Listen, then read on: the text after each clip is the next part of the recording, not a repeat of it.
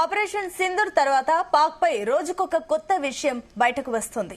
పాక్ ఉగ్రవాదులతో పాటు సైనిక పోస్టులను భారత్ ధ్వంసం చేస్తుంది.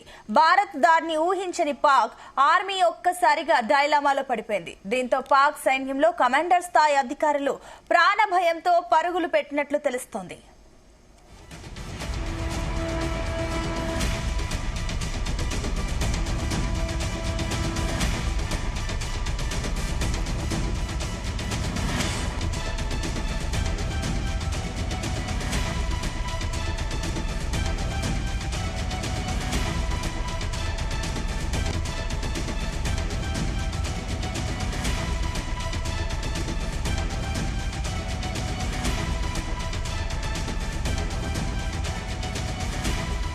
ఆపరేషన్ సింధూర్ తర్వాత పాక్ పై రోజుకొక కొత్త విషయం బయటకు వస్తుంది.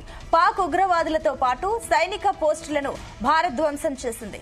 భారత్ దాడిని ఊహించని పాక్ ఆర్మీ ఒక్కసారిగా డైలామాలో పడింది. దీంతో పాక్ కమాండర్ స్థాయి అధికారులు ప్రాణ భయంతో పరుగులు పెట్టినట్లు తెలుస్తుంది. పాక్ కమాండర్ గురించి ఓ జూనియర్ అధికారి మాట్లాడిన రేడియో చాట్ బయటకు వచ్చింది. కష్టాల్లో ఉన్నప్పుడు తమ కమాండర్ సాబ్ అక్కడి నుంచి పరారయ్యి ఓ మసీదులో తలదాచుకుని ప్రార్థనలు చేసుకున్నాడని అతడు పేర్కొన్నారు. పోస్టులో కార్యకలాపాలను పునరుద్ధరించాలా అని అడిగితే ఆఫీస్ తర్వాత తాపీగా తెరుచుకోవచ్చని, ముందు మీ ప్రాణాలు కాపాడుకోండని కమాండర్ సమాధానం ఇచ్చినట్లు తెలిపారు. పరిస్థితులు సద్దుమణిగే వరకు పోస్టుకు తిరిగి రానని ఆ కమాండర్ చెప్పాడని అతను పేర్కొన్నట్లు అతను తెలిపారు. ఇదిలా ఉంటే భారత్ చేపట్టిన ఆపరేషన్ సింధూర్ లో దాదాపు 200 మంది వరకు ఉగ్రవాదులతో పాటు సైనికులు కూడా చనిపోయినట్లు తెలుస్తోంది. దీనికి సంబంధించి మరిన్ని డీటెయిల్స్ మా కరెస్పాండెంట్ శ్రీకాంత్ అందిస్తారు. శ్రీకాంత్,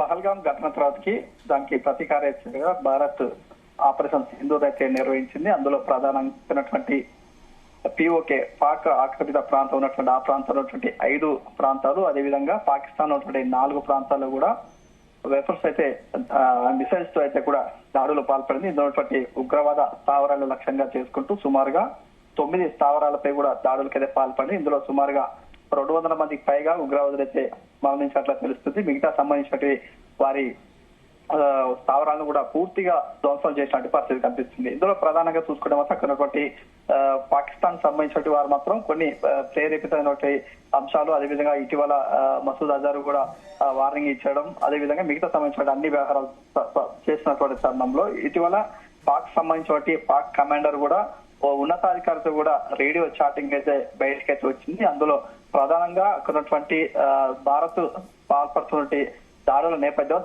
దానికి సంబంధించినటువంటి ఇద్దరు కూడా సంభాషణ అయితే కూడా బయటకు రావడం జరిగింది. అందులో ఉన్నటువంటి అధికారితో మాట్లాడుతూ ఇక్కడ స్థావరాలు ఉన్నటువంటి ఆఫీస్ ను తెరవాలా వద్దా అంటూ కూడా సంభాషణ చేశారు. ఇందులో ఉన్నతాధికారి మొత్తం అక్కడి నుంచి తప్పించుకోవడం, అదేవిధంగా మసీద్కి వెళ్లి తాను ప్రార్థన చేసుకుంటూ ఉన్నాడు.